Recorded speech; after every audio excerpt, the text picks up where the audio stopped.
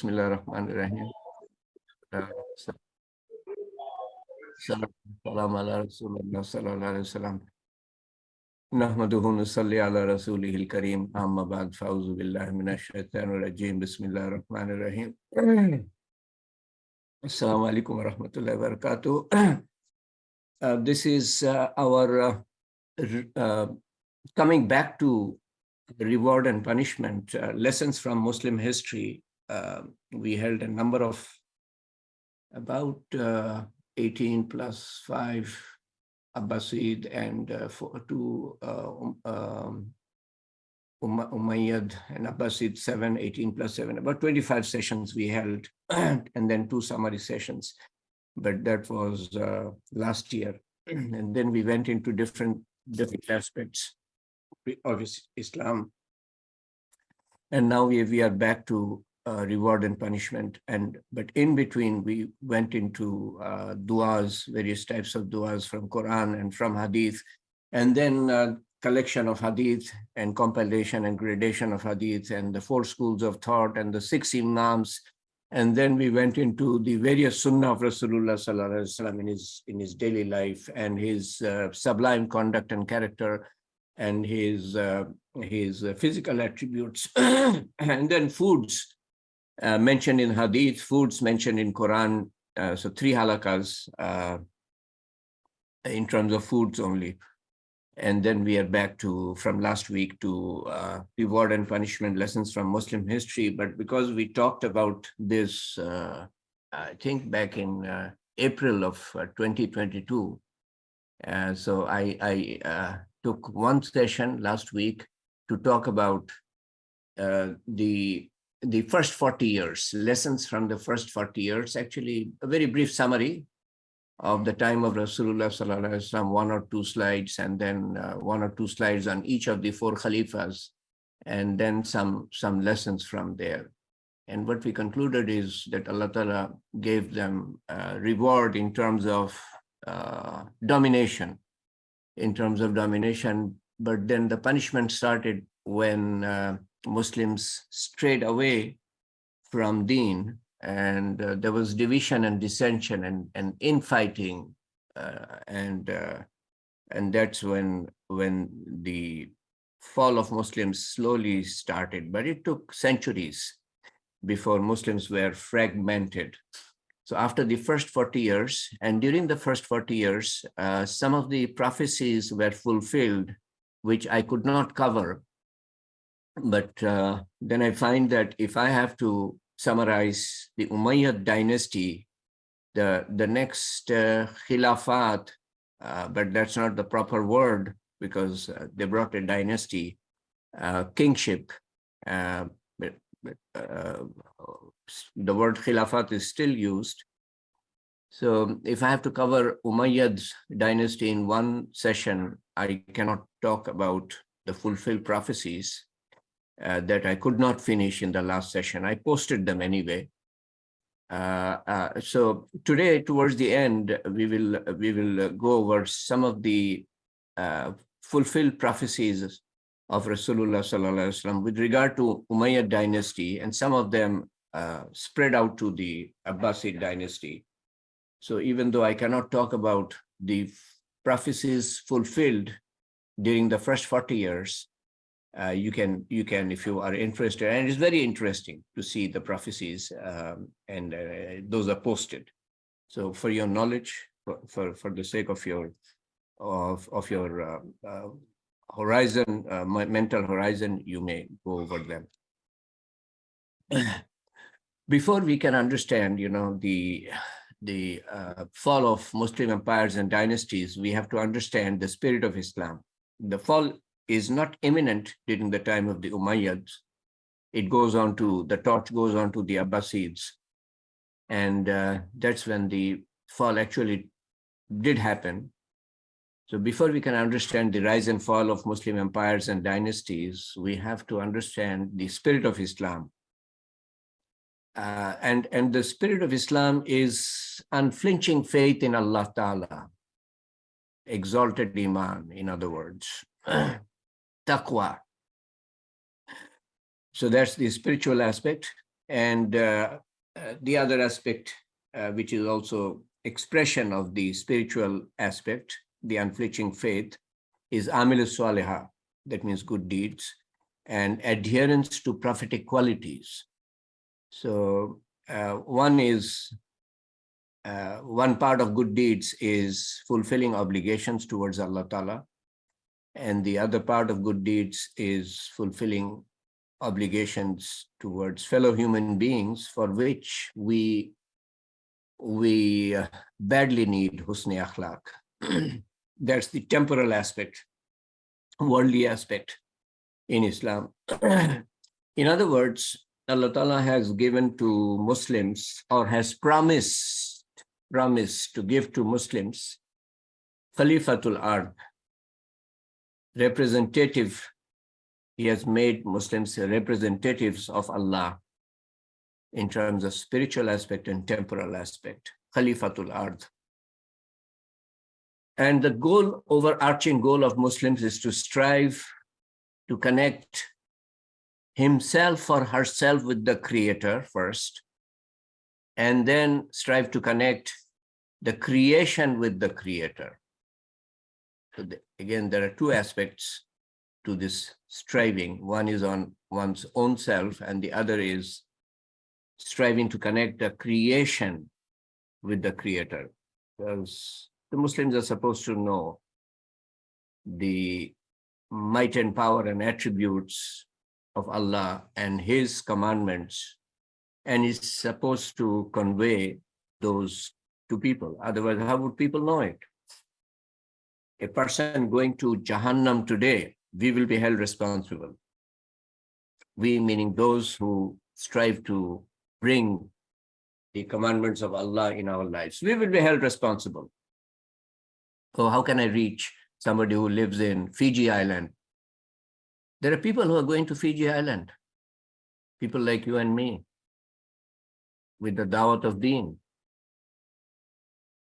If they find it their responsibility on themselves, the responsibility of the people of Fiji Island, why not you and me? We are doing so many things for worldly ends. Why? Because we want to rise high up in life, overdo others, show our mettle in relation to others, and then show that through Facebook also in different forms, in subtle forms. We show that. Facebook is a way of showing off. Forgive my saying that. So if so many people are going to different parts of the world, leaving their homes and hearts, why can't we do that? We leave dunya, we leave our families for worldly ends, whether it is for studying or for job abroad. Why can't we meet the responsibility for which Allah Ta'ala has termed us as the best of nations? Forget Fiji Island, people of Fiji Island. How much do we care about our friends who are lost? Our friends, our batchmates, our course mates who are lost somehow in the maze of dunya. What is our yearning for them?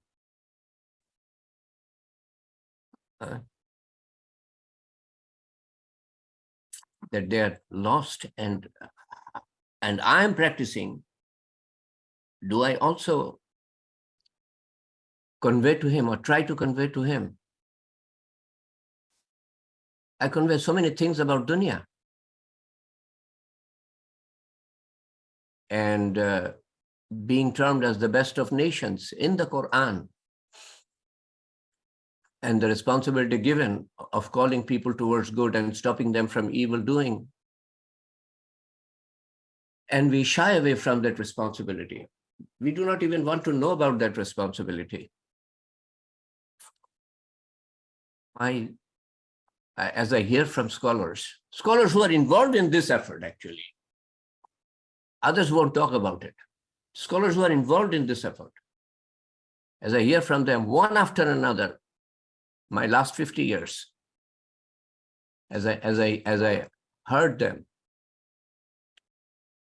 I mean, they say that we will be held accountable on the day of judgment, not just for our deeds, because we have not been given responsibility for ourselves. We have been given responsibility as the best of nations, as the messenger of the messenger, as the messengers of the messenger. We are the messengers of the messenger.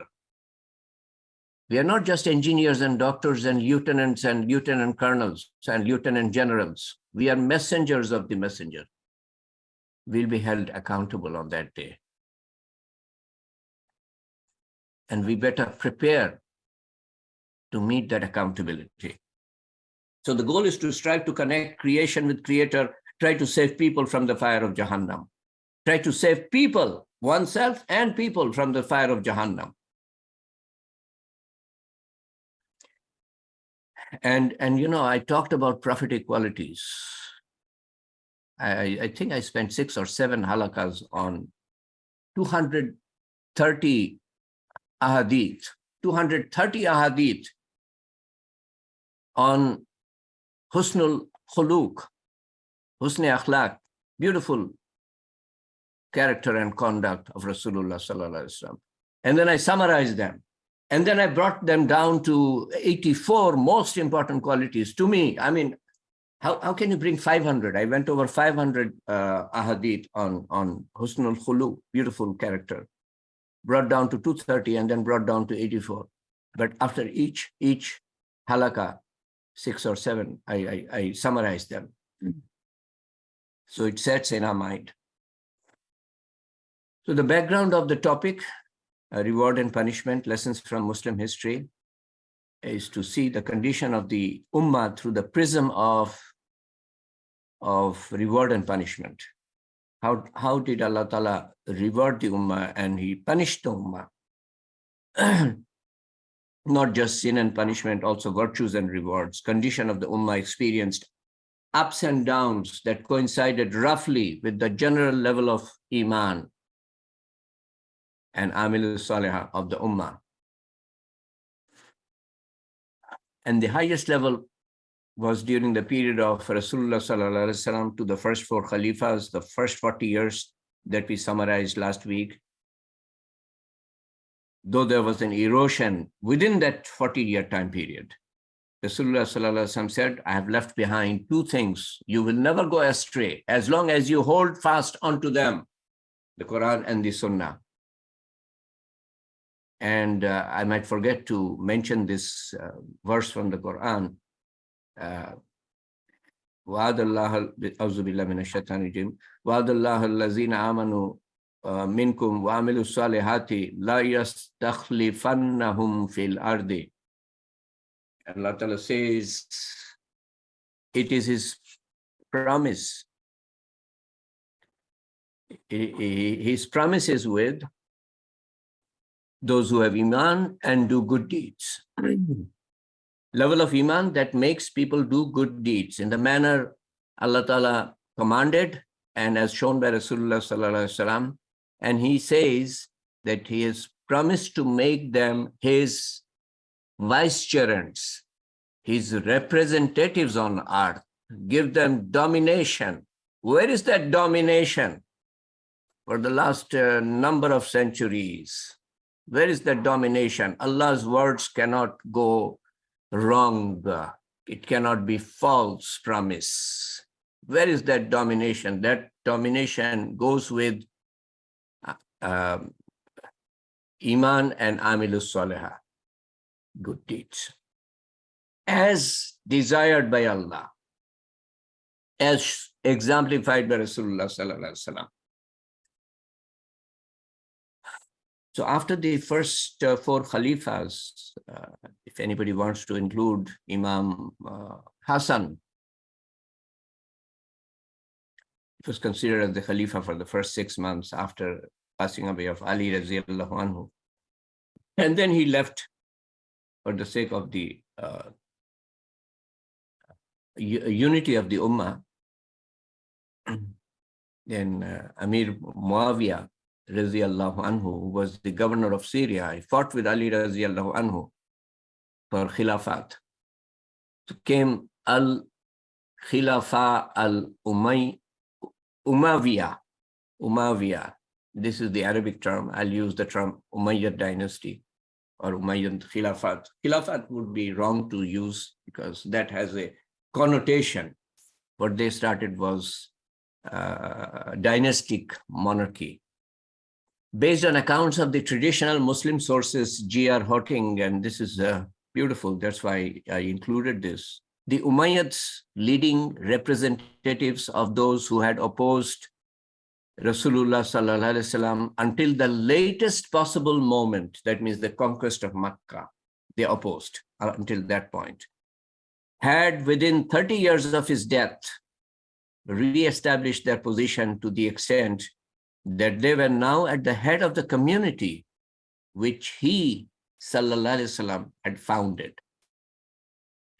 At their height, in 750 AD, it extended from Spain to Sindh. Spain, actually Portugal to Sindh. 4.3 square miles or 11.1 million square kilometers, 14 khalifas, and I use the term kingship, spread nearly 6,000 miles from the Indus in the east to the Iberian Peninsula, modern-day Portugal. Russia extends 5,600 miles. Even when it was Soviet Union, from east to west, there was no reduction. Even after Soviet Union fizzled out, from north to south, there was reduction. So that 5,600 miles remains. It was bigger than that, but for Russia to control 5,600 miles is much more easier than to control 6,000 miles 1,400 years ago with the primitive mode of communication. Ruled over a vast multi-ethnic and multicultural population, Christians constituted a majority of the Khilafah's population. Please note that. Muslims were not in majority. Conversion was taking place. It was not by sword.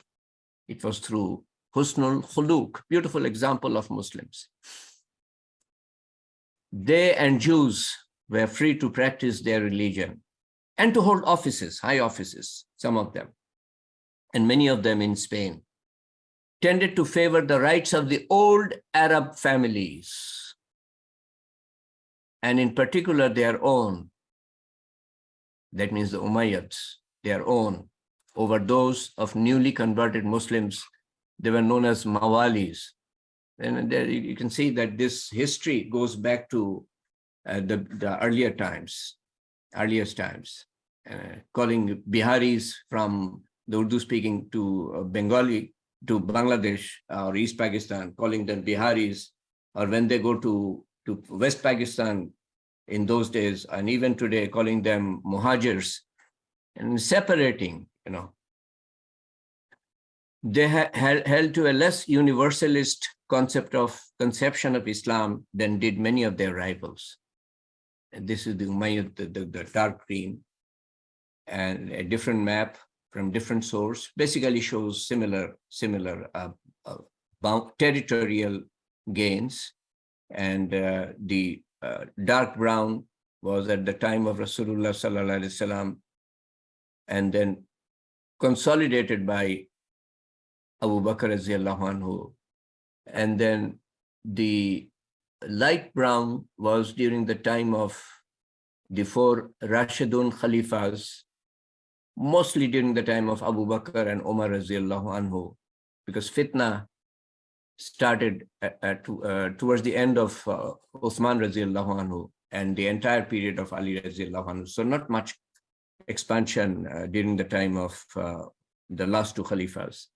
And the yellow on the right, that means the east, all the way to Pakistan and to Portugal, that was during the time of the Umayyads, and it's highly notable. And you can see two things, at least. Many things we can divine from this, but at least two things, that the Umayyads were helped tremendously by the spirit of Islam that was kindled by Rasulullah Sallallahu Alaihi Wasallam and sustained by the four Khalifas. That spirit of Islam took them all the way to the east, some 2,000-3,000 miles to the east from Baghdad, from Damascus, their capital, to 2,000-3,000 miles to the west, to the Iberian Peninsula, Spain and Portugal.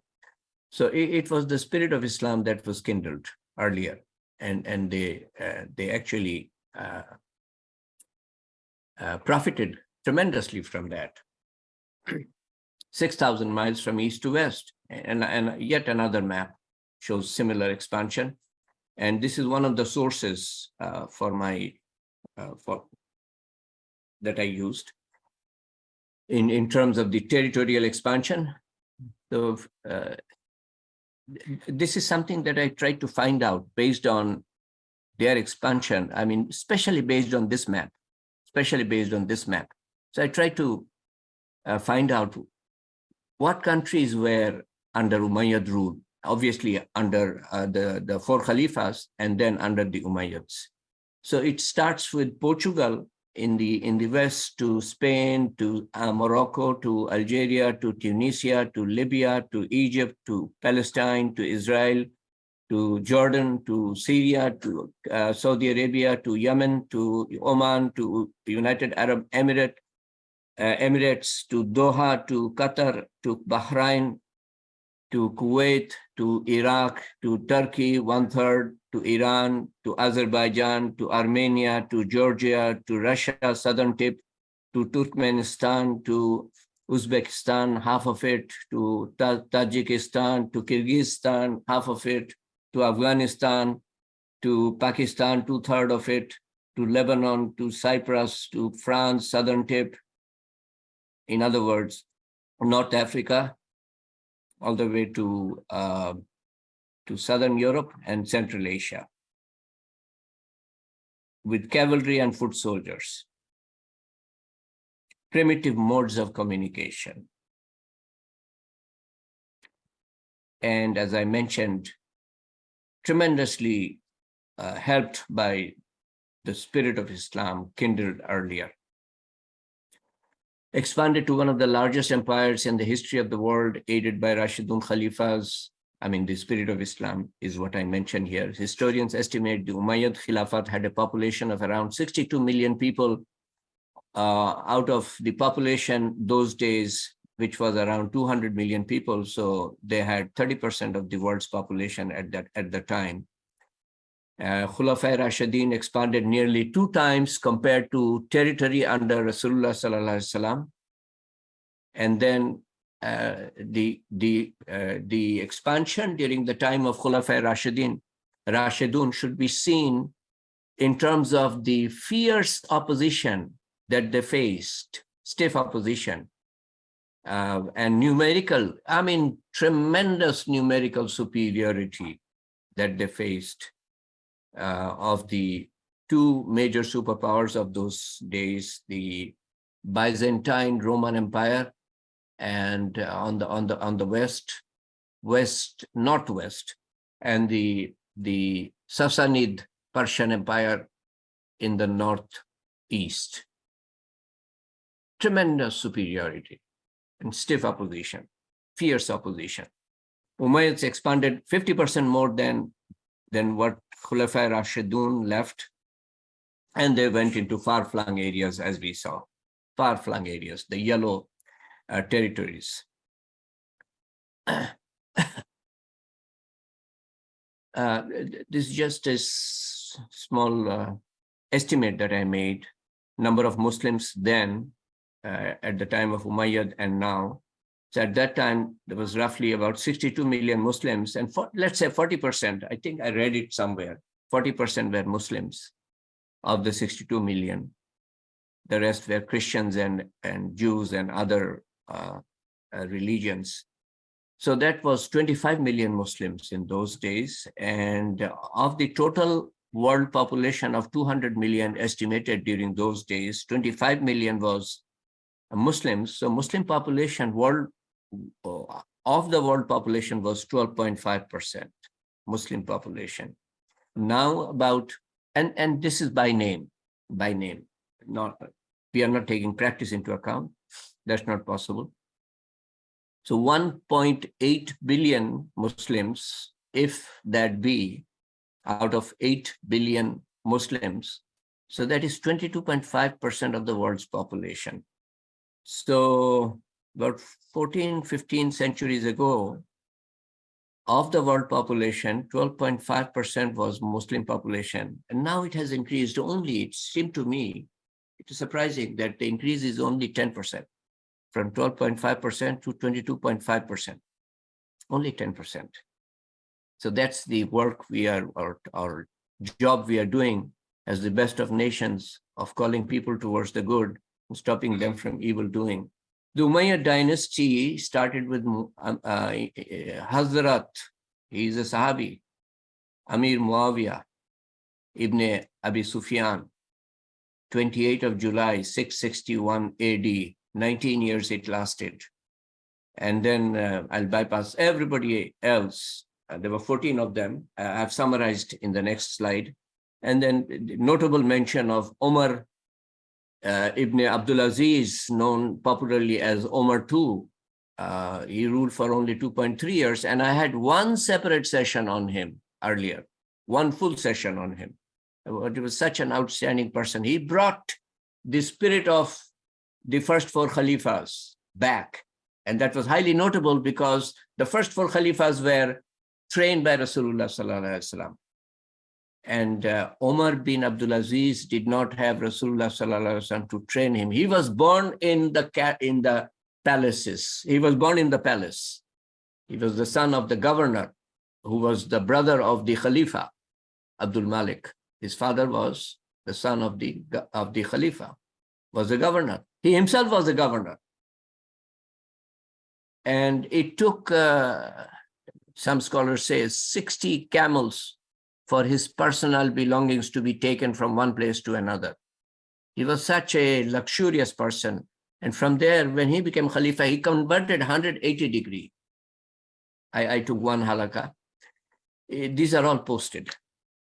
So the summary of the 91-year rule of the Umayyad dynasty in terms of Khalifas is that from 15 years to 20 years, there were only 3 Khalifas. From 10 to 15 years, only 1 Khalifa. From 5 to 10 years, only 1 Khalifa. From 1 to 5 years, 5 Khalifas. Less than 4 years, 4 Khalifas. You can see that from a few months to 5 years, there were 9 Khalifas out of the 14. So it's transient, this, whether you're a king or a pauper, it's all transient. What is eternal is what you do as a pauper or as a king. The effect of that is eternal. So in terms of their governance, they modeled their government after the Byzantines, Eastern Roman Empire that they conquered, who had previously ruled much of the land conquered by the Umayyads. Divided the empire into provinces that were each ruled by a governor appointed by the Khalifa, which we have until today. Created government bodies called divans or departments, which we have until today, that handle different government agencies. Made several important contributions, rapid expansion of territory, unified the large empire and the many cultures that were part of the empire. The financial administration of the empire was reorganized, with Arabs replacing Persian and Greek officials. Created a common coinage and replaced the former imitations of Byzantine and Sasanian coins. So they had a common coin. In an extensive program of Arabization, established Arabic as the official language throughout the empire.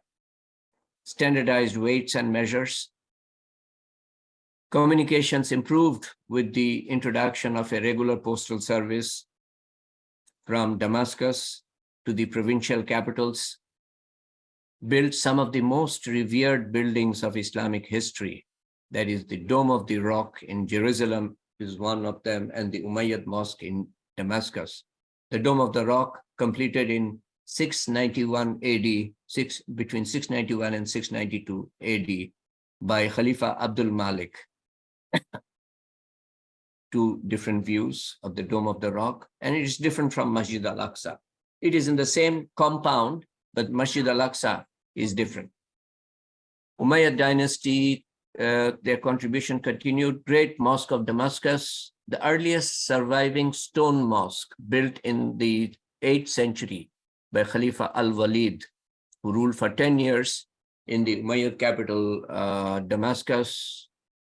And this is one view, and this is an outside view of the great Cathedral Mosque, also known as Cathedral Mosque.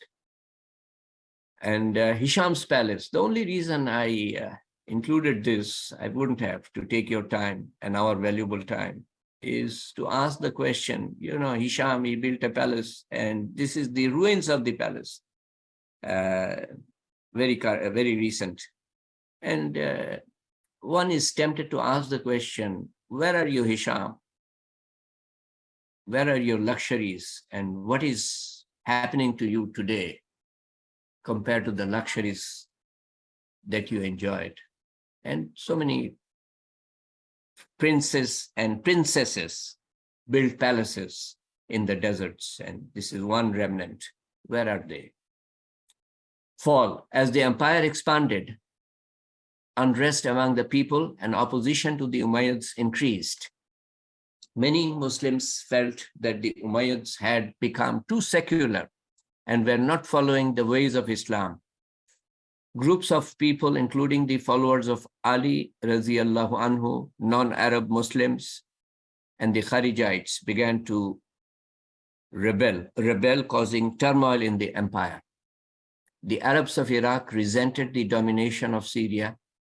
Decline began with the disastrous defeat of the Syrian army by the Byzantine Emperor Leo III in 717. That was 37 years before their eventual replacement. The recurrence of feuds between southern Kalbi Arabs and northern Qais Arab tribes seriously reduced military power. In the years following Hisham's death, 743, feuds began between the Qais and the Kalb, erupted into major revolts in Syria, Iraq, and Khorasan within 2 years, 745, 746. This is just about 4 or 5 years before their eventual downfall. The Mawali, that means new Muslims, resented the social gap between them and the Arabs. And this Rasulullah Sallallahu Alaihi Wasallam taught that there's no difference between Arabs and non-Arabs, between the whites and the blacks. The only difference in the eyesight of Allah Ta'ala is through your taqwa and good deeds. That's the only difference. But that lesson was lost. And lost at that time and lost until today. Became involved, the Mawalis, the new Muslims, became involved with the Hashemiyah, the religio-political faction that denied the legitimacy of the Umayyad rule.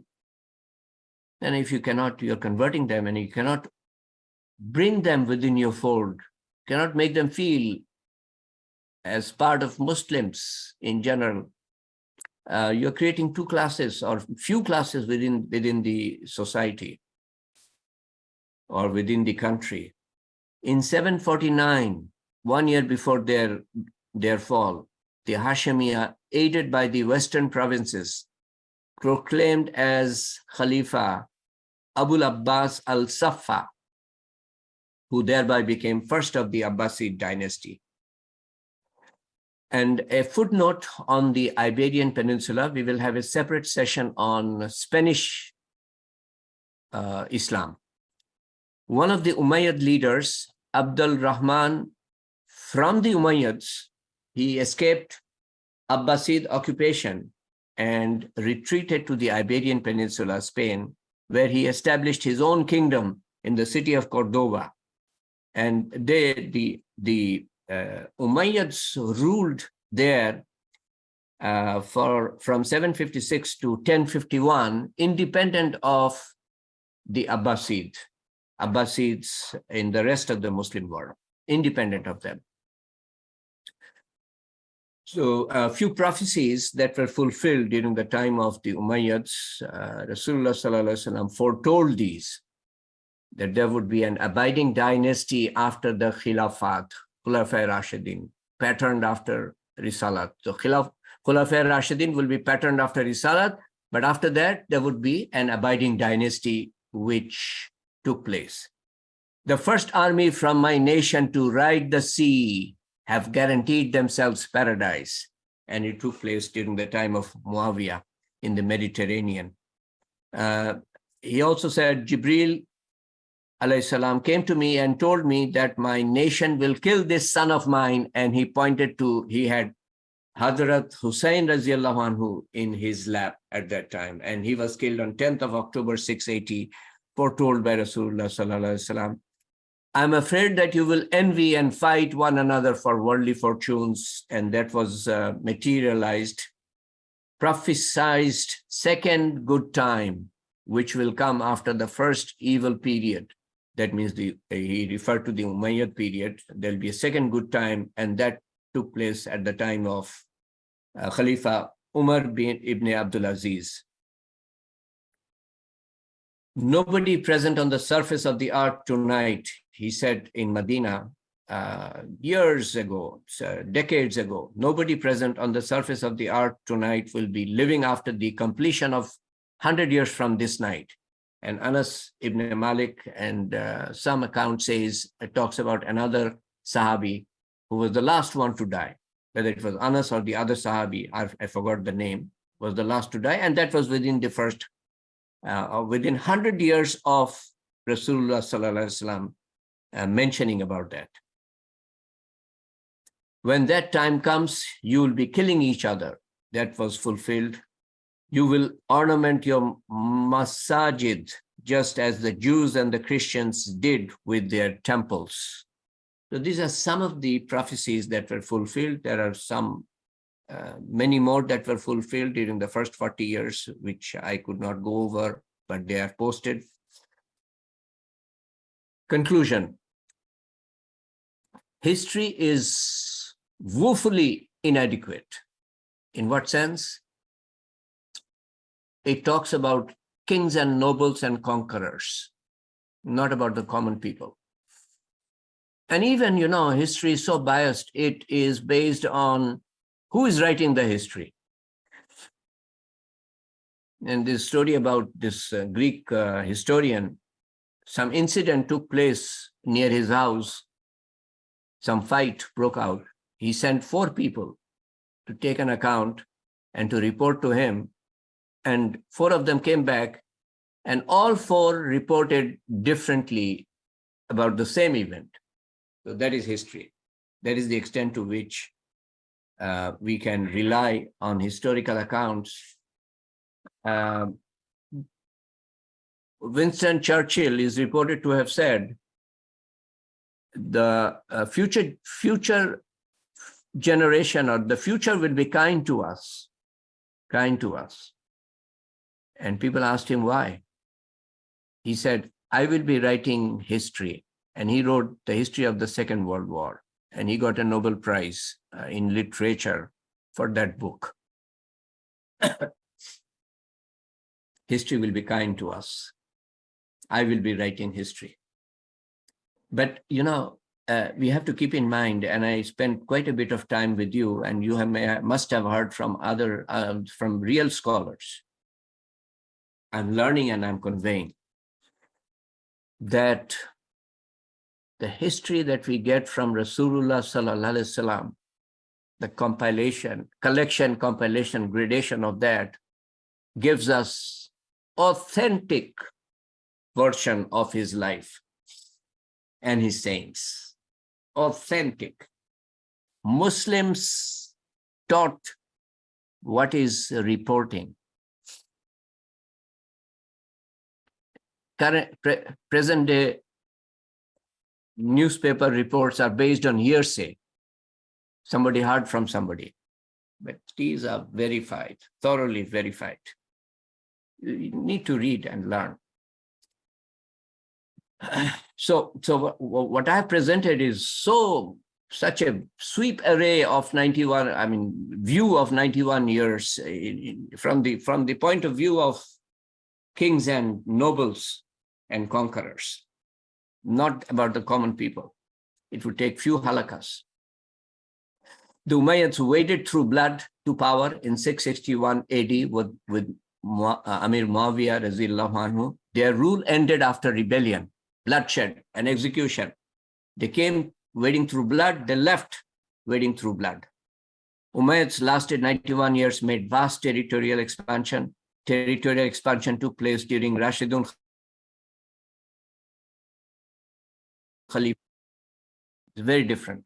This will take quite a bit of time to explain. For Allah Ta'ala's sake, not for any worldly gains, for any worldly pomp and luxury, but representing or establishing the rule of Allah, the commandment of Allah, not the rule of the king or the monarch or the dynasty, or giving benefit to each other within the tribe. So that was very different. Injustices committed. Muawiyah Raziyallahu anhu disregarded treaty with Hazrat Hassan Raziyallahu anhu. The treaty was that after Muawiyah Raziyallahu anhu leaves, Hassan Raziyallahu anhu will leave the Khilafah. But after he leaves, Hazrat Hassan Raziyallahu anhu will be the Khalifa. And that treaty was broken, and he was later poisoned to death. Hazrat Hussein Raziyallahu anhu was murdered during that after Amir Muawiyah by Yazid, his son, who was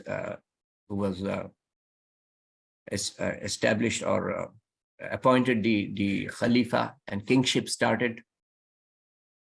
And it's a history of lavish palaces, luxurious life, and patronizing of nobles and their lifestyles. People who had power, and so they supported the Khalifa. It is going on still until today in different forms. The grip over a vast empire can fizzle out. And they passed away. Their rule ended at the height of their empire. It was not that their empire was captured by others. At the height of their empire. And what it teaches us is it can fizzle out. Vast, your empire and your infantry, your cavalry and your artillery cannot protect you. Your generals cannot protect you when the carpet is pulled out. King in the morning, you find yourself king in the morning and pauper in the evening, or in the grave in the evening. Show of pomp and grandeur and power becomes illusion. It's an illusion. People don't learn.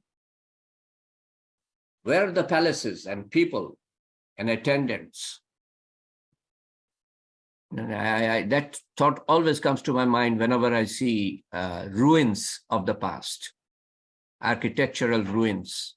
The Arab Muslims held themselves in higher esteem than Muslim non-Arabs, and generally did not mix with other Muslims. I cannot say about other Arab countries, but I have heard from expatriates working in Saudi Arabia that they were never invited by the Saudis to their houses. Never invited. So it continues down the centuries.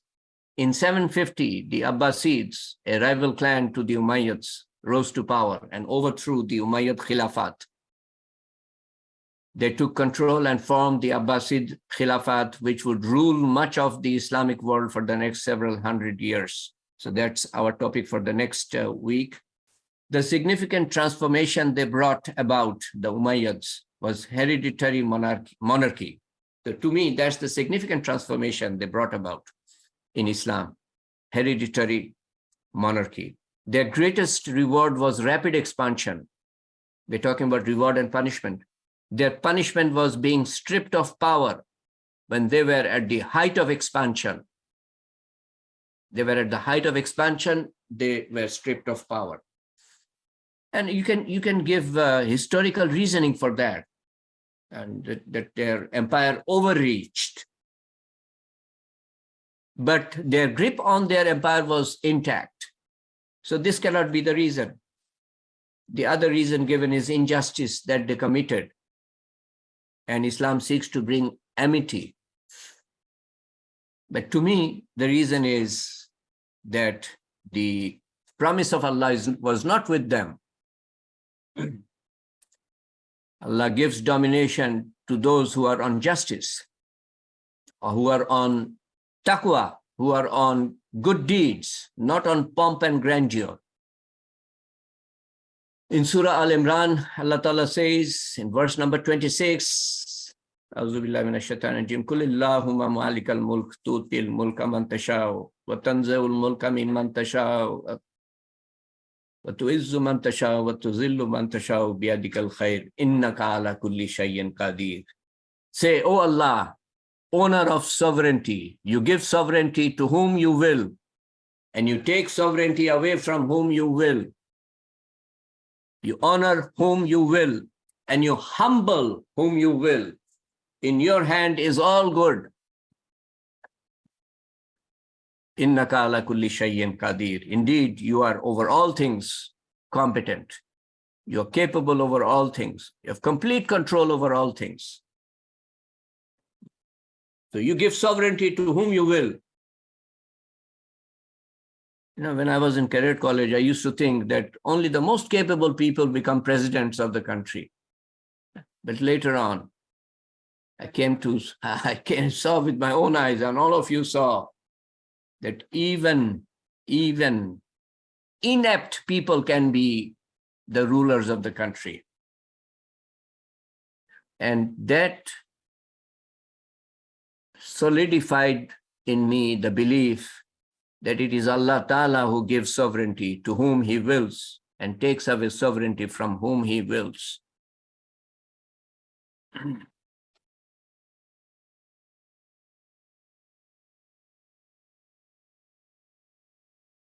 We shall be gone, bereft of our worldly possessions. All of us, you and me. Not only our friends who have passed away, or Mrs. Kamrul Haq, or the mother of Dr. Mesbah, for whom we will pray today. All of us will be gone. Totally lost from the memory of our near and dear ones. And even they will be gone. What have we gathered for the eternal journey? Let us ask ourselves. What defense do we have for the impending accountability that will, without doubt, come before us? We are some of the smartest fellows here, worldly wise. We consider ourselves very smart. That's why we have some worldly achievements. Some of the smartest fellows. And we take pride in that. But my dear friends, we are woefully inadequate in terms of deen and our knowledge of deen. Because what is our knowledge of deen?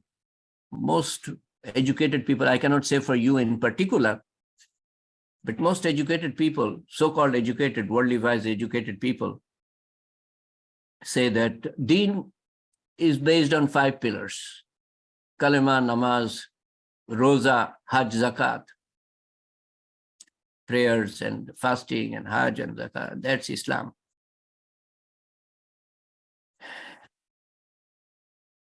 And let me not talk about myself. I heard from Mufti that is, once he said, and I was startled. That was some 20 years ago. I was in New York City in a masjid, And he said, that is less than 1/5 of Islam. The first time I heard something like that, when I was 50.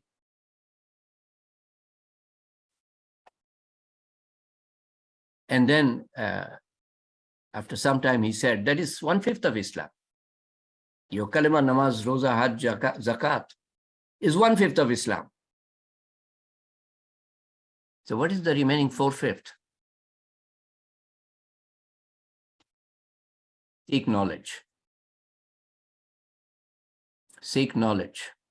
But first and foremost, make the intention to be on complete deen, and then pray to Allah Ta'ala so that He guides you to complete deen. Number 2. Number 3, seek knowledge to know about complete deen. Number 3. Number 4, whatever tawfiq He has given you, do it in the best manner possible. Better than the previous time you prayed, or better than the previous time you made zikr. Every time it should be better than the previous time. Not that 10 years ago, the manner I was praying in, I pray in the same manner. There's no improvement. There's no improvement in us in that case. Every amal should be better than the previous one. And fifthly, convey deen. So I mentioned 5 things. Number 1, make the intention. I'm not saying act on complete deen from today or tomorrow. No, make the intention. Because unless Allah Ta'ala gives the tawfiq, we cannot act on complete deen. But that making intention is in our hands. Make the intention to be on complete deen. Number 2, make dua to Allah Ta'ala so that He shows to you, guides you to complete deen. Number 3, seek knowledge about complete deen. Number 4, whatever tawfiq He has given you, act on that to your fullest capability, better than the previous time you prayed or acted. And number 5, convey deen. Deen will come to you 100%. Over time, I shouldn't use the term 100%, that's too lofty an ambition, but we will move towards that. We will move towards that. Inshallah. First and foremost, making that intention. Last week, and you possibly will finish this week. Over to Tawheed. Inshallah. Bismillah. Assalamu alaikum. Bismillahirrahmanirrahim. Alhamdulillahi Rabbil Alameen. As-salatu wassalamu ala ashraful anbiya wal mursaleen wa ala alihi wa sahbihi ajma'in. Rabbi yassir wa la tuassir wa tammim bil khair. Rabbi zidni ilman. We are in the process of studying hadith number 40 from 40 hadith of Imam Nawawi. So although it is the 40th hadith, that it is not the last, we still have 2 more remaining. We'll discuss later that one. So let us recall this hadith number 40. Today I changed my style a bit. I read it in English and then I read it in Arabic for easier to understand, for make it easier to understand. The hadith number 40 is a very short hadith that talks about the attitude towards the world. This hadith has been narrated by Ibn Umar. So Ibn Umar is actually his family name. Actually, Ibn Umar means a son of Umar. So Ibn Umar, the actual name is Abdullah Ibn Umar. So here in a Arabic custom, sometimes it is just they mention father's name, or sometimes they mention the kunya. That means the offspring name. So it's mentioned his father's name.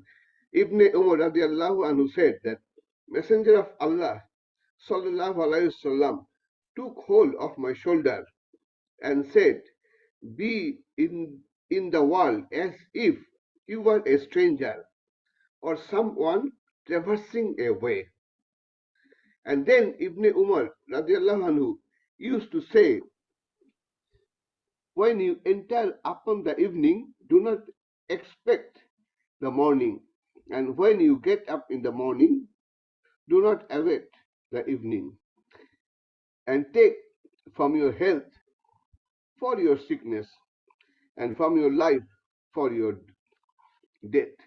So last part of the words are actually from uh, Abdullah ibn Umar radiallahu anhu himself.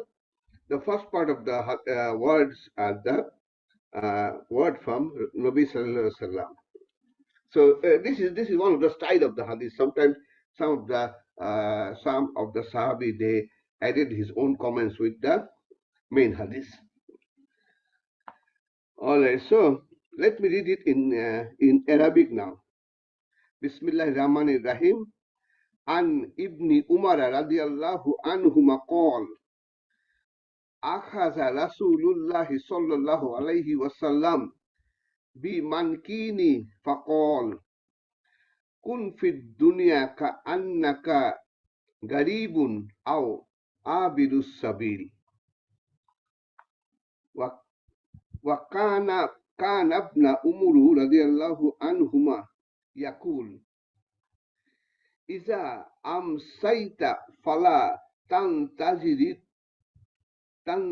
الصباح وإذا أصبحت فلا تنتظر مساء وخذ من صحتك لمرادك ومن حياتك لمواتك. ورواه البخاري. This hadith is actually from the Bukhari, Sahih Bukhari.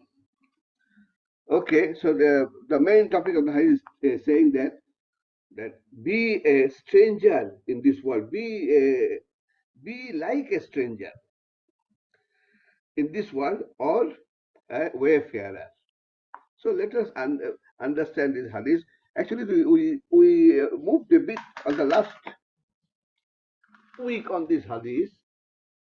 So I will just recall a little bit of important things that we mentioned. Two things in the last week. First thing we mentioned that our body and our ruh. So our ruh came from Lawh-e Mahfuz, and our body is created from the soil of the earth. So our body has a very strong attachment to this dunya, whereas our soul has attachment with the akhirah. So this is a complicated combination. So those who pay more importance on the body, they have a strong attachment to this dunya, and those who are spiritual, they have a strong attachment to akhirah. That's one of the main concept of this hadith. And then, what is dunya in the eye of Allah? So last week we tried to understand how Allah treats this dunya, and we use this verse. We use the Quranic verse from Surah. Just a minute.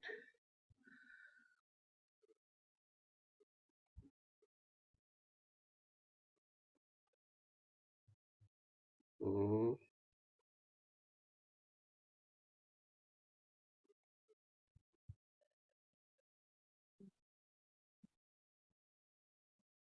Just a minute. Surah.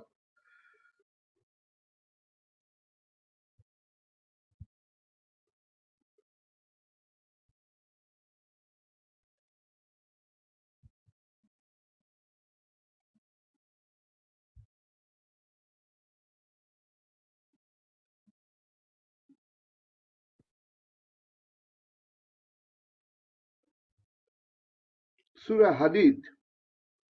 Surah Hadid. Verse number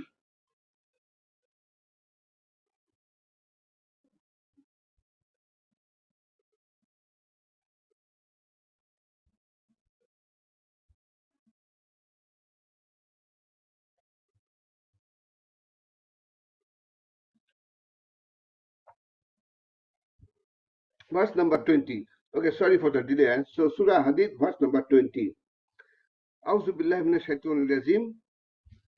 Bismillahir Rahmanir Rahim. A'lamu annamal hayatad dunya la'ibu wa lahu wa zinatu wa tafakkuru bainakum wa takassurul fi amwali wal awlad kamasali gaisin ajabal kuffala nabatuhu summa yahizu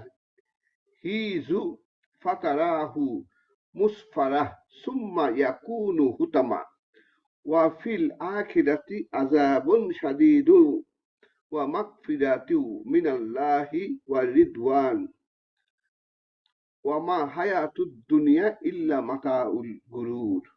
So we take this ayat to understand the status of this dunya. So this ayat is telling about a'lamu, know, innamal hayatud dunya, know that the life of this dunya is nothing but la'ibun wa lah'un wa zinatun. La'ibun is a game, talking about game, it's just a game. Lah'un is a meaningless activity. And zinatun is a decoration. And tafakkuru bainakum is a competition between people and boasting. And takasuru fi amwali wal awlad, and the competition with the wealth and the family. So Allah Ta'ala talks about this dunya is few things that it's a game. Game is something that has some benefit in it, but at the end of the day, a game has nothing to give you other than the small benefit. It has much more harm than the benefit. And then lahun is a we unnecessary thing that we used to get engaged in this dunya, like unnecessary talking, discussion, spending time, and this type of thing which has no meaning at all, no benefit at all. This is called lahun. Lahun is totally got no benefit in it. And zinatun is a decoration. So Allah Ta'ala is talking about this dunya, about there is some benefit. For some people, there's some benefit in it, but mostly it's a harm. It brings harm. And for some people, it's totally meaningless. Everything is harmful. And this dunya is covered or is hidden behind the decoration. So if we see that last week we discussed about our some example that like a ad industry. If we look at the ad industry, they want to sell some product. They will put one beautiful lady beside, and they will put one beautiful scenery at the background, like a beautiful beach or seashore at the background. So the lady and the seashore give you an impression that this product is very good, but it has nothing to do with the product itself. So it's just like dunya is just like that. Everything surrounded by very good scenery, which is just which has no meaning. So that is what Allah Subhanahu wa Taala say about this dunya. And because of this, Allah, in the eye of Allah, dunya has no meaning. Allah has created the dunya for short period of time, and it will just go away, just like a game that start with a excitement, but when it ends after some time, we don't remember it. So this life of this dunya will not be remembered in the akhirah. That means whatever we have in this life, whatever good moments we have in the life, we don't remember in the akhirah. Whatever difficulty we have in our life, we don't remember in akhirah. And there is a hadith that confirms this. There's a hadith that confirms this, uh, that hadith says that a man who enjoyed great luxury in the dunya once put in the hellfire and asked, "Did you have any good time in your life?" And he answered, "No."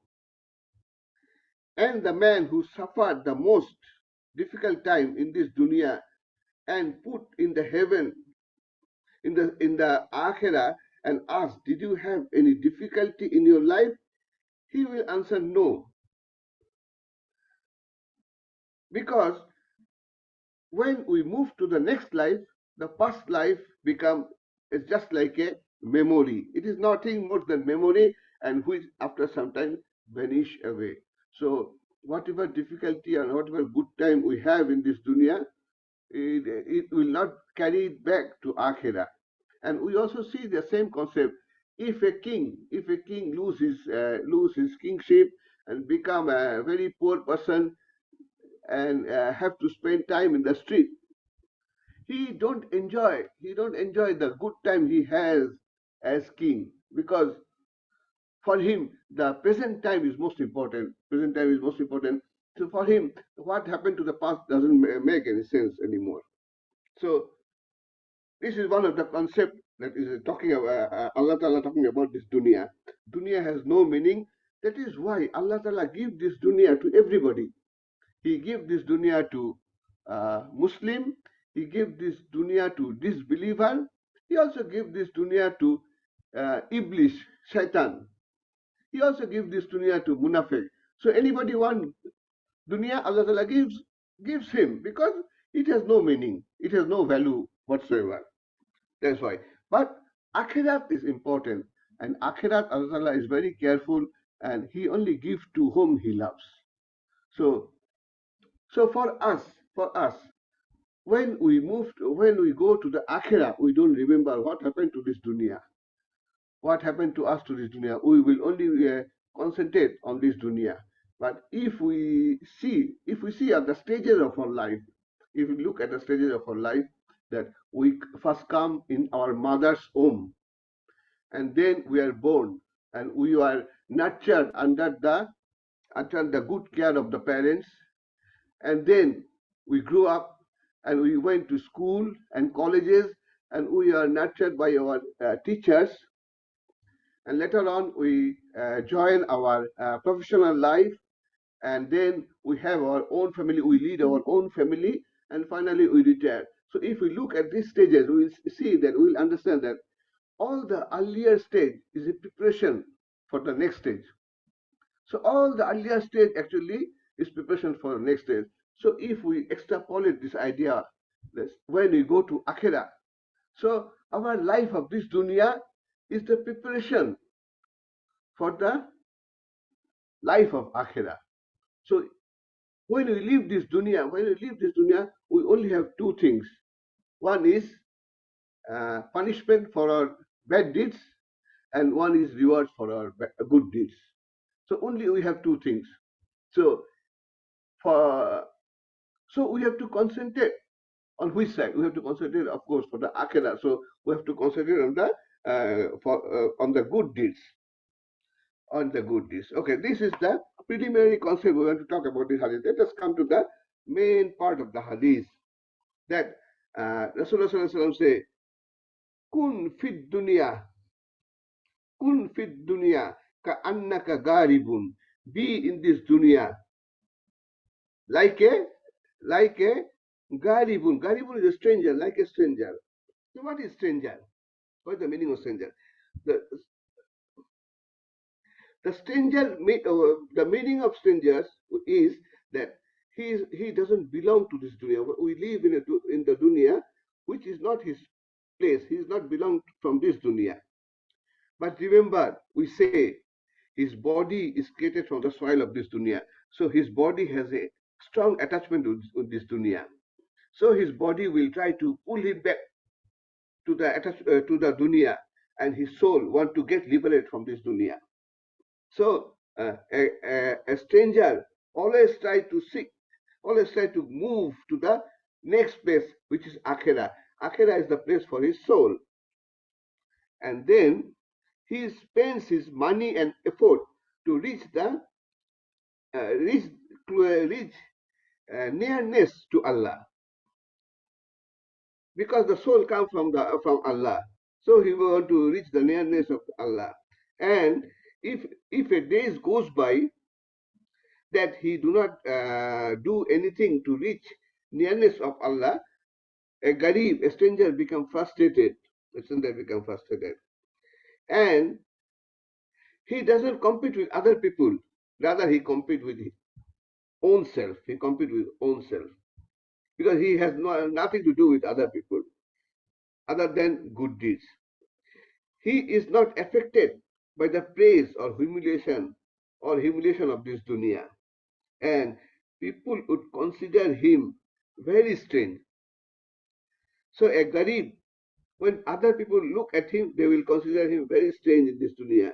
It is not because of his dress, but it is because of his attitude, that he is so patient and tolerant about dunya, but he is so impatient about akhirah. So akhirah is his goal. Then then Rasulullah Sallallahu Alaihi Wasallam is saying next, Aw, Abidus Sabil. So that is Abidus Sabil is a wayfarer. So wayfarer is somewhat better than stranger. In what sense? In what sense? What is the difference between stranger and wayfarer? Stranger doesn't belong to this place, but he lives here for a short while. And wayfarer don't want to spend any time in this world. He wants to continue his journey towards Allah. So that is the main difference. So actually, the difference is the concept of death. So the wayfarer assume that death may come at any time and there is no time left, so he is in hurry. He is in hurry. So he take only minimum required from this required for his living from this dunya. He don't want to take anything more. But a stranger, he takes the minimum requirement. At the same time, he can take some enjoyment of this dunya, and that is not harmful. Because since he's staying here for a short while, he may choose to take some of the enjoyment of this dunya, which are not harmful or which are not haram. So that's why Rasulullah mentioned here, uh, Abirus Sabil. Abirus Sabil, the wayfarer, is better than a stranger.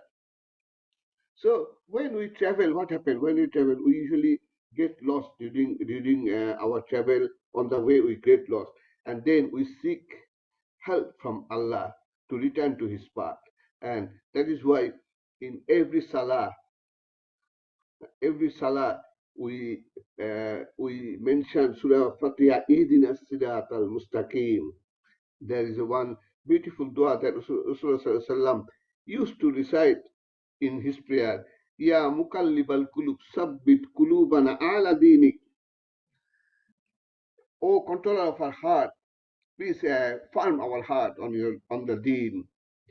And there's an example of that one of the Sahih Salaf. They are discussing. One guy is asking another guy, "How old are you?" And he replied, "I'm 60 years." Oh, so he said, "Oh, you are traveling towards Allah for 60 years, so you must be very close to Him by now." So this is the concept of this stranger, that he is traveling towards Allah and he is nearing his target. But if this thing is said to a normal people, he will take it totally in a wrong concept, as if I'm cursing him. So one of the advice that comes from this hadith, that consider yourself as the habitant of grave. Always consider ourselves as the habitant of grave. We may go. We have to stay long time in the grave, and much longer time than we live on the earth. Every saint has a past, and every sinner has a future, and search for the mercy of Allah. So this is talking about every saint. He got a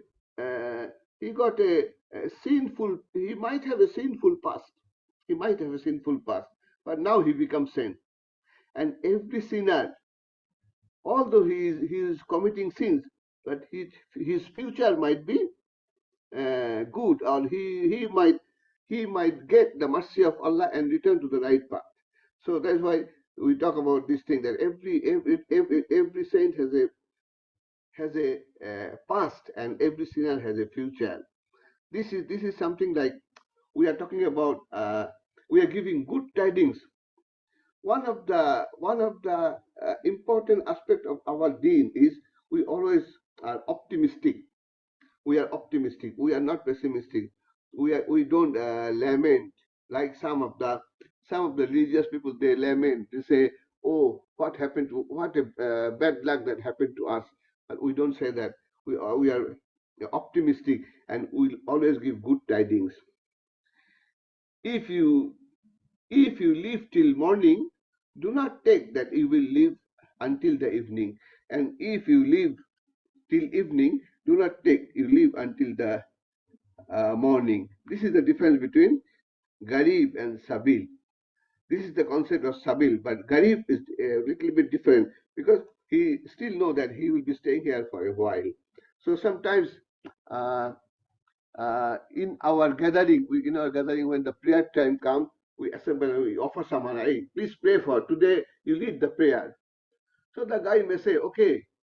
What is one of the things that happened in Sahih Salam, that he asked, request him to offer prayer. Then he said, okay, I lead the prayer now, and you lead the prayer. You lead the next prayer. And then the guy said to him that, do you think I will live until the next prayer? So this is one of the concepts that you pray as if you are praying your last prayer, so that your prayer is you can pray in the best form of prayer. You can pray the best form of prayer. So that is one of the target of uh, Abidus Sabil or wayfarer. They always try to think that this is their last ibadat, and they want to do it in the best form. And if you can remember, there's a beautiful dua that say that Allahumma al umuri khairal umuri akhirahu wa khairal amali khawatimahu wa waj'al khairal ayyami yawmal qaq. So this is the same concept. Oh Allah, make my khairal umuri akhira, make my I think it's a umuri means Age, lifespan. lives, and make it is the last action. And khairal amali means my best action, make the last action also. Means my best ibadah, make it the last ibadah also. So this is one of the beautiful dua that match with the concept. All right. So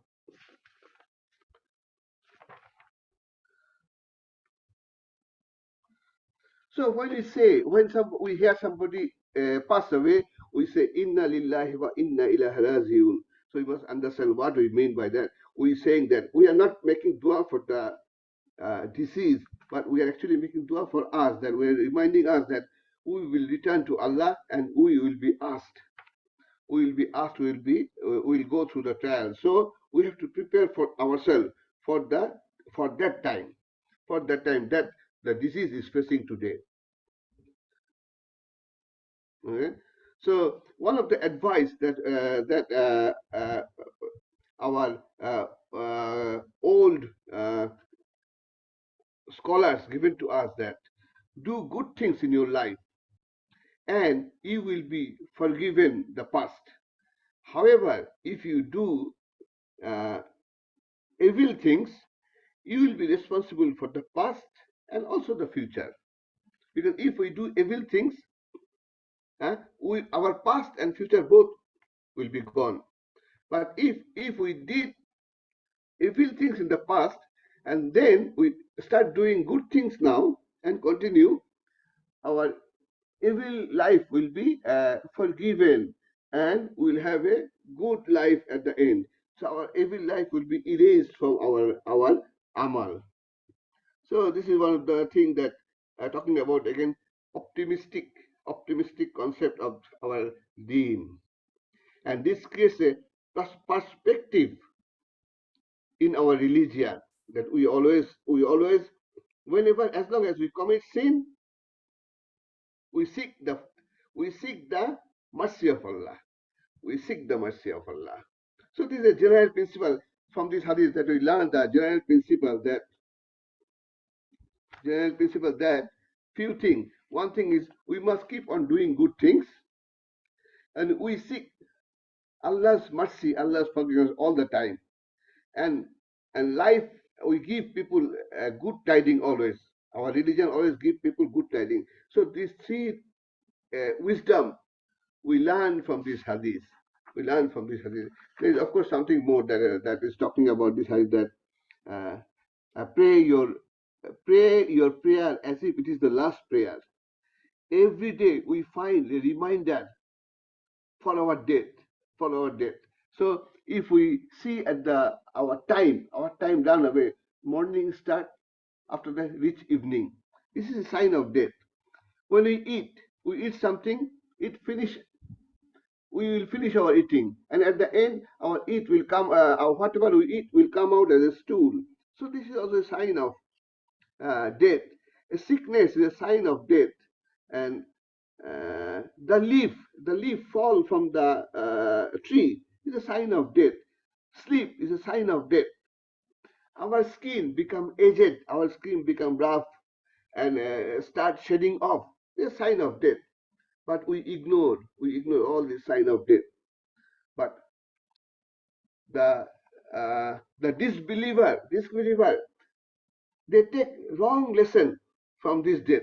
What they say that, oh, life is short, so please enjoy. Life is short, so please enjoy.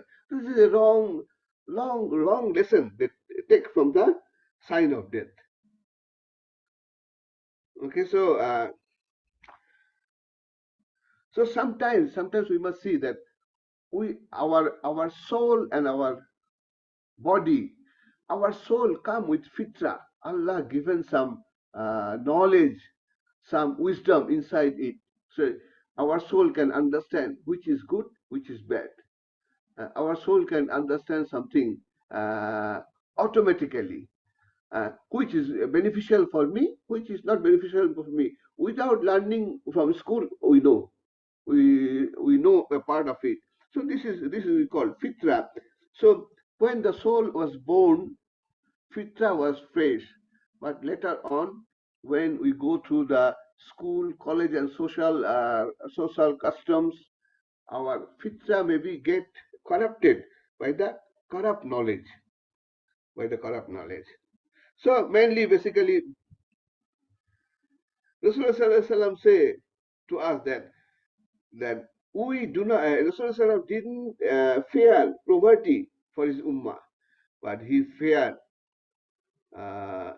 wealth for his ummah. Whenever there's a lot of wealth, ummah might go wrong. Rasulullah feared for that.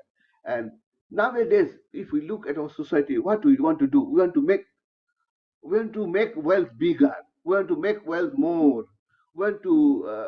We want to add value to everything and sell and earn money. So actually, our concept of development is somehow not right. It's somehow not right. We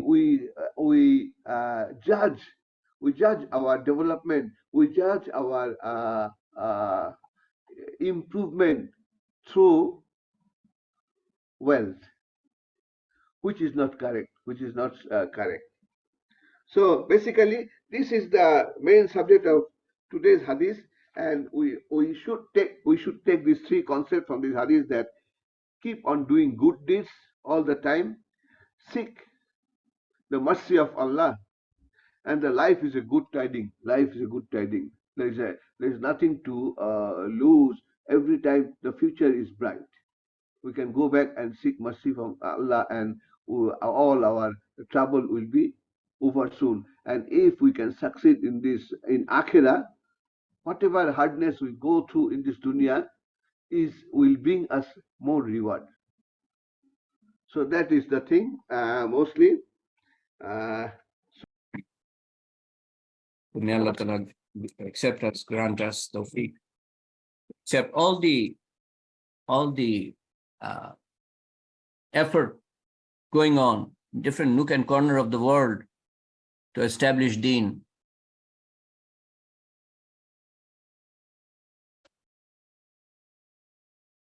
In different nook and corner of the world, may He accept all the effort that is going on.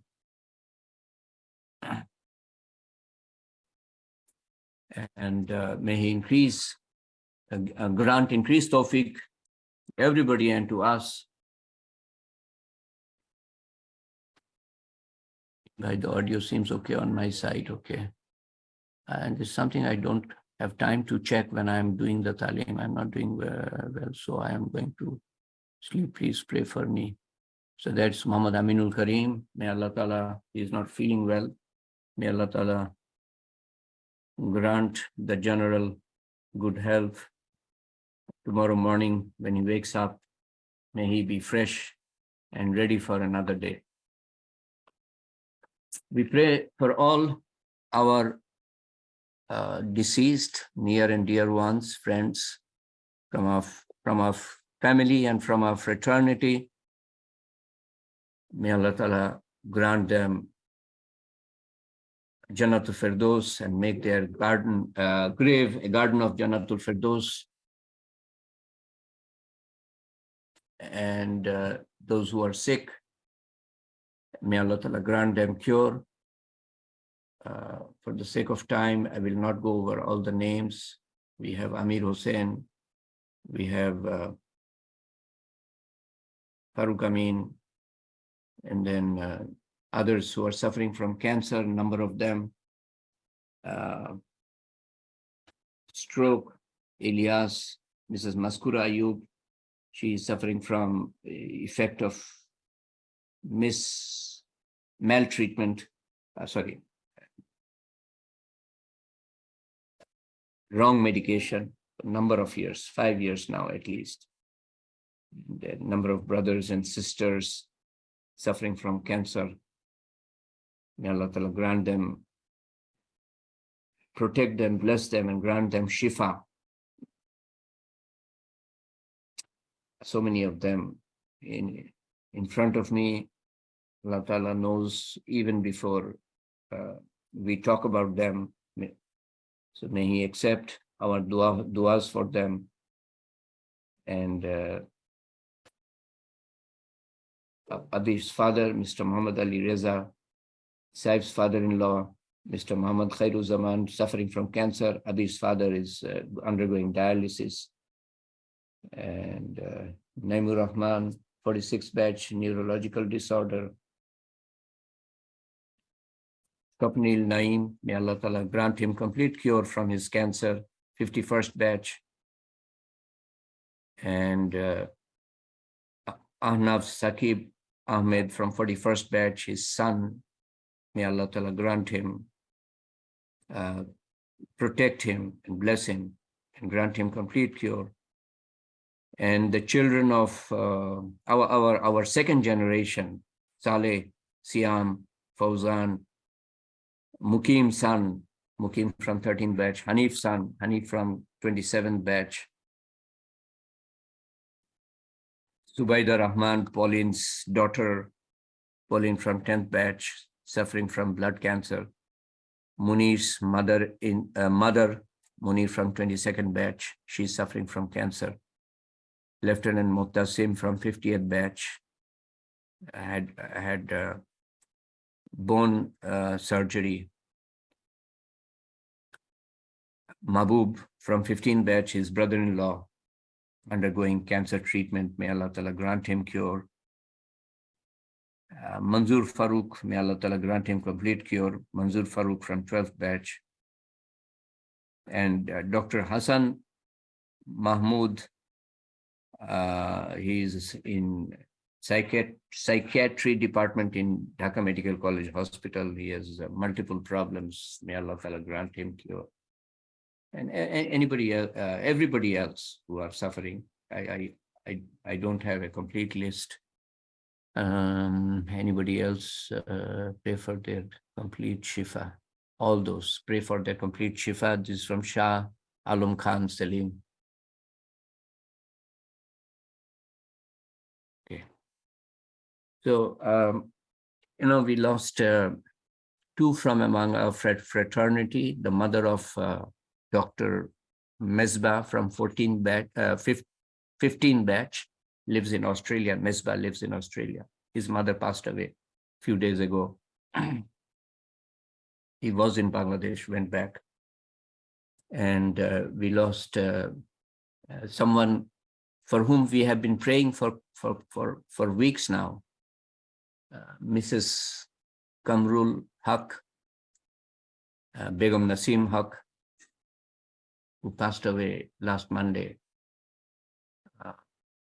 She was suffering from cancer, and doctors gave up treatment at the last stage. She was a wonderful lady, outwardly, inwardly, and my friend Ajmat Ashraf will talk about her after the dua. Ajmat knows her very well. And then if Kamrul is here and he wants to talk about his dear wife, he can do so. So for all the deceased, not just Mrs. Kamrul Haq and mother of Mesbah, for all the deceased, Allah Ta'ala is so kind and merciful. The same reward, the reward of what we talked about in terms of Allah and His Rasul, and in terms of His the Ummah of Rasulullah Sallallahu Alaihi Wasallam, what we talked about. And seeking knowledge is obligatory. We performed an obligatory act, and the reward of obligatory act only Allah knows how much is the reward. So we will convey all of that for all the deceased and for the well-being of all the living. But at the same time, we recite Surah Fatiha once and Surah Ikhlas 3 times. Reciting Surah Ikhlas 3 times is like reciting the whole Quran. So we'll be conveying all of that for all the deceased. A'udhu billahi minash shaitanir rajim. Bismillahir rahmanir rahim. Alhamdulillahi rabbil alamin. Ar-rahmanir rahim. Malik yawmiddin. Iyyaka na'budu wa iyyaka nasta'in. Ihdinas siratal mustaqim. Siratal ladzina an'amta alayhim ghayril maghdubi alayhim waladdallin. Ameen. Bismillahir rahmanir rahim. Qul huwallahu ahad, Allahus samad, lam yalid wa lam yulad wa lam yakul lahu kufuwan ahad. Bismillahir rahmanir rahim. Qul huwallahu ahad, Allahus samad, lam yalid wa lam yulad wa lam yakul lahu kufuwan ahad. Bismillahir rahmanir rahim. Qul huwallahu ahad, Allahus samad, lam yalid wa lam yulad wa lam yakul lahu kufuwan ahad. Allahumma salli ala Sayyidina Muhammad, jazallahu anna Muhammadan sallallahu alaihi wasallam ma huwa ahluhu. La ilaha illallahul halimul kareem, subhanallahi rabbil arshil azim, walhamdulillahi rabbil alamin. Asaluka mujibati rahmatika wa zaima magfiratika wa ghanimata min kulli birri wa salamata min kulli ism. La tadallana zamban illa ghafartahu wa la hamman illa farajtahu wa la marizan illa shifaitahu wa la taynan illa kazaitahu wa la mujahidan illa nasartahu wa la musliman illa rahimtahu. ولا حاجة هي لك رضا إلا قضيتها يا أرحم الراحمين يا أرحم الراحمين يا أرحم الراحمين. اللهم أسألك من خير ما سألك منه نبيك محمد صلى الله عليه وسلم ونعوذ بك من شر ما استعاذك منه نبيك محمد صلى الله عليه وسلم. أنت المستعان وعليك البلاغ ولا حول ولا قوة إلا بالله العلي العظيم. ربنا آتنا في الدنيا حسنة وفي الآخرة حسنة وقنا عذاب النار وقنا عذاب الموت وقنا عذاب القبر وقنا عذاب الحشر وقنا عذاب الميزان وقنا عذاب الصراط وقنا عذاب المسيح الدجال. ربنا هب لنا من أزواجنا وذرياتنا قرة أعين واجعلنا للمتقين إماما. ربي اجعلني مقيم الصلاة ومن ذريتي ربنا وتقبل دعاء. اللهم اغفر لي ولوالدنا وجميع المؤمنين والمؤمنات والمسلمين والمسلمات الأحياء منهم والأموات إنك مجيب الدعوات برحمتك يا أرحم الراحمين. لا إله إلا أنت سبحانك إني كنت من الظالمين. لا إله إلا أنت سبحانك إنا كنا من الظالمين. يا ذا الجلال والإكرام يا مالك الملك يا عزيز الجبار المتكبر يا خالق الباري المصور يا حي يا قيوم برحمتك نستغيث يا فاطر السماوات والأرض أنت ولي في الدنيا والآخرة. O Allah, O Almighty, Oh, merciful Allah, oh Allah, forgive us, Allah, oh Allah, we are sinners. We are sinners in and out, completely. Oh Allah, we commit sins, sometimes unknowingly, but we commit sins also knowingly, Allah. Oh Allah, you forgive us, Allah. Forgive our arrogance. Forgive our ignorance. Oh Allah, guide us and protect us and show us your mercy, Allah. Oh Allah, grant us shade underneath your rahmah, your maghfirah, your hifazat, your hidayat, Allah. Otherwise, we are doomed, Allah, with all our worldly achievements, with our glittering certificates and recognitions and awards. We are doomed unless we have been able to know you and have been able to know what you want from us, your commands, and the example shown by Rasulullah Sallallahu Alaihi Wasallam. We are doomed, Allah. We may not know, but we are doomed unless our life is in accord with your commandment and the sunnah of Rasulullah Sallallahu Alaihi Wasallam. We have obligation towards you that we do not fully know about. We have obligation towards fellow human beings that we are woefully inadequate in terms of our knowledge, Allah. Oh Allah, grant us, open for us the doors of your mercy. And you have said in the Quran that for whoever you want goodness, you expand his heart for deen. You expand our heart for deen, Allah. What we have been able to earn in terms of reward through this session and in terms of what we recited, oh Allah, you accept in spite of their shortcomings, Allah.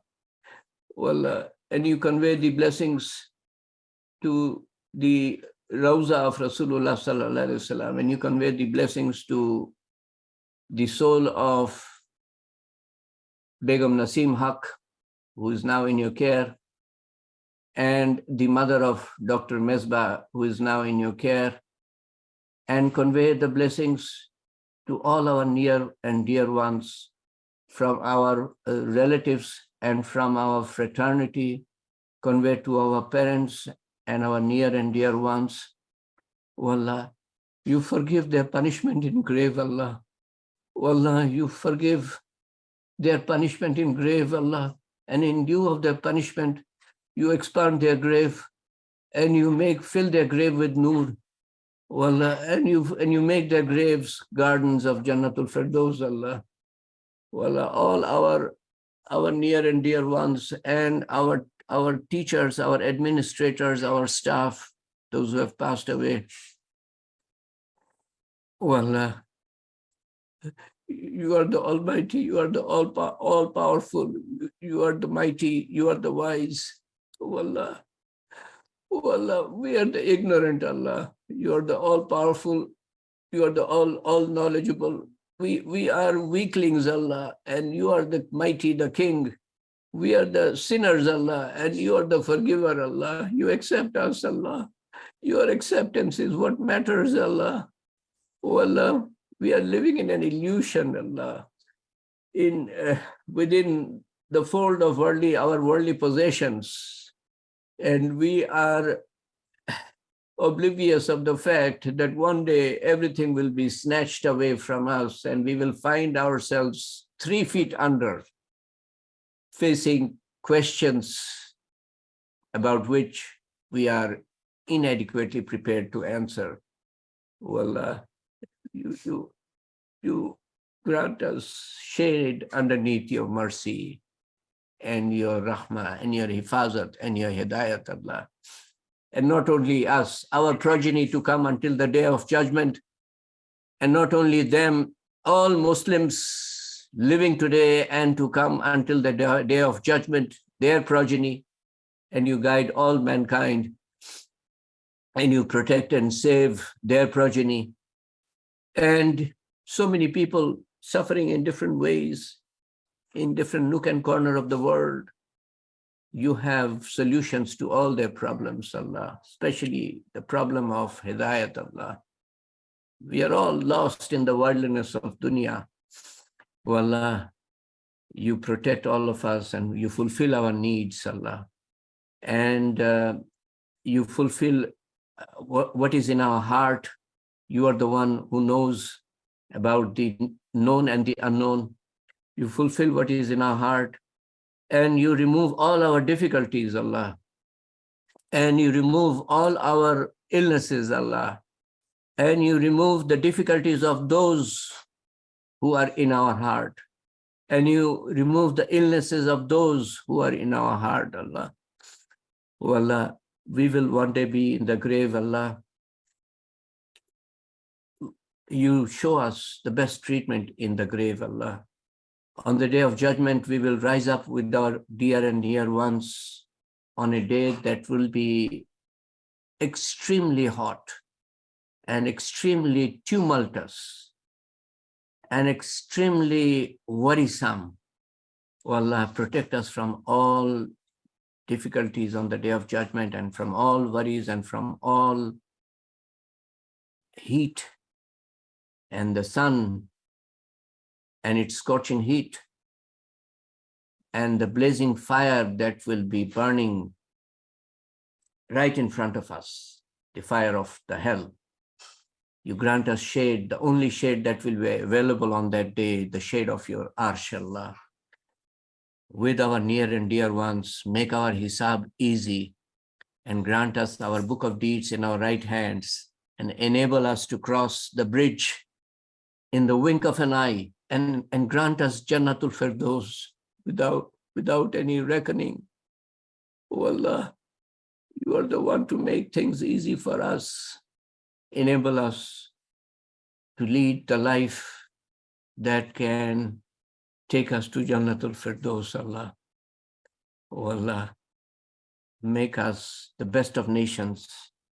Make us do the acts that will make us the best of nations, and that is to call people towards the good and to stop them from evil doing. But before that, we have to be on complete deen. Enable us to be on complete deen. Give us the tawfiq to make the intention to be on complete deen. Oh Allah. And enable us to make dua to you with our sincere heart to be on complete deen, Allah. And Allah, enable us to know about complete deen.